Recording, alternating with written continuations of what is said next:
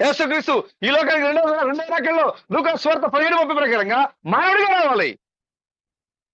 ఎందుకంటే ఆదికాండం 18వ అధ్యాయంలో దేవుడు లోతు దినాల్లో మానవుడిగా అబ్రాహాం దగ్గరికి వచ్చాడు. ఇప్పుడు అబ్రాహాం సంతానమైన మన దగ్గరికైనా మానవుడిగానే దిగి రావాలి. క్రైస్తవులారా, మీరు చదివే బైబిల్ని మీరు గ్రహిస్తున్నారా? మీరు గ్రహించకపోతే మీరు యథార్థంగా ఆ మంత్రి వలె నాకు అర్థం కాలేదని చెప్తే నీకు అర్థమయ్యే విధంగా బోధించడానికే దేవుడు ఈ కాలంలో నిజమైన వర్తమానికుని క్రీస్తు థామస్ని, నిజమైన ఏలియాని ఈ లోకానికి పంపించాడు ఆయన.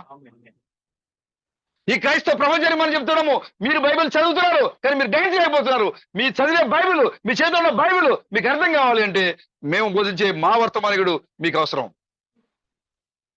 ఒకటి క్రైస్తవ ప్రపంచమా, నీవు చదువుతున్న బైబిల్ నీకు అర్థమవుతుందా? నువ్వు గ్రహించగలుగుతున్నావా? నువ్వు గ్రహించలేకపోతే ఇదిగో నీ మార్గంలో ఏలియా రావాలి, నీ మార్గంలో ఈ గడియ వర్తమానికుడు రావాలి. యేసుక్రీస్తు